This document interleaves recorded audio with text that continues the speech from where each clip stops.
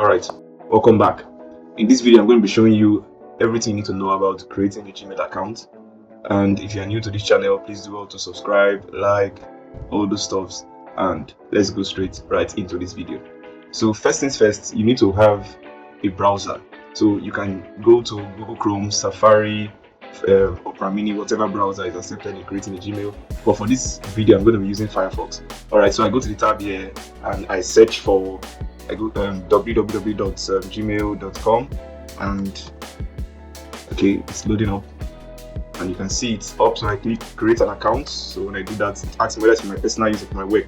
I'll advise you do this if you really want to create it for your personal use, but if it's for your work or business, choose this other icon, because if it's for your work or business, it will ask you for some other things like CSC and some other things that's attached to work and businesses. And also there are some cool features with that, but the downside is that there are some to get to a point you start paying up for that. Okay, so just choose personal use if it's for personal use. Okay, maybe for school also you use personal use. So I click for my personal use and it shows me this. My first name, I choose I write my first name, and my last name optional, but no worries, write it.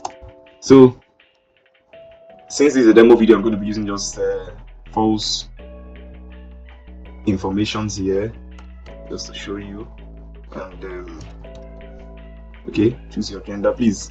It's advisable. I have my own Gmail where I use my correct informations, but just for this video, that's why I did this. So if you're creating yours, make sure you use the right stuff. So if it's your day of birth, use that. If it's your month of birth, choose that, and the year of birth. And also I'm going to choose my gender.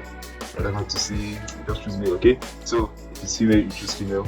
Click next, and you can see I have some options here. They ask me, oh, do I want to use this as my Gmail? I click yes, I need this one. You can select from any of these two, or you click this to see if you can custom your own Gmail address. If you have a Gmail address that's not been used before, you can also click that. And if you don't like these two options they give you, alright, so I pick this Prospect eBay at Gmail. It's this fancy because it just use my first name and also my last name without any numbers or stuff like that. So I just choose it, it's more easier. So if peradventure your name has been used before, they have to add some numbers and maybe symbols and other things. Okay, so I choose this, and make sure you write this down in your journal so that you won't forget your Gmail account. So and also make sure you also write down your password and also in your journals. So I click next and it asks for my password. I'm just going to choose a junk password, and okay, let me use this one. And also confirm your password like this, and make sure you click the show password button so that you can be able to see your password, because I'm doing a prior video and I'm not going to do this because who knows, you might want to hack it.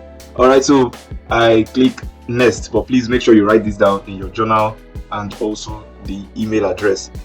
If there was no space in your email address, do not put space there. There is not always a capital letter in an email address. Okay, so note that. Alright, so I click next, and next up is going to be asking me for my number.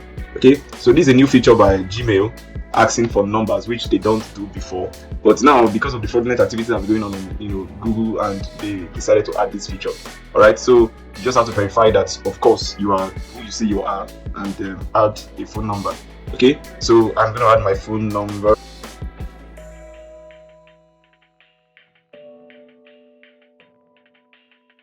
Okay, so I click next. Please make sure you add your correct number. I did so, and I'm waiting for, oh, it's done. Okay, 90.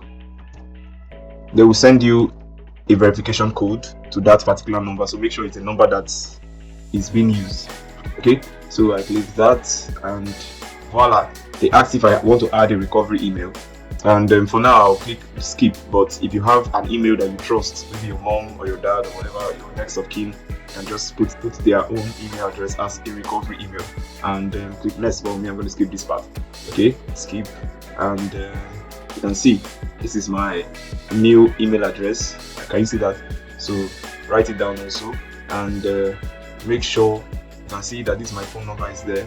I click next. Okay, I agree to the terms and conditions of Google, and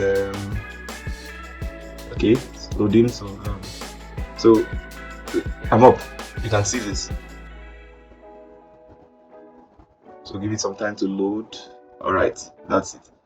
So I have a Gmail account with this. So thank you very much for watching. I'll see you in the next video.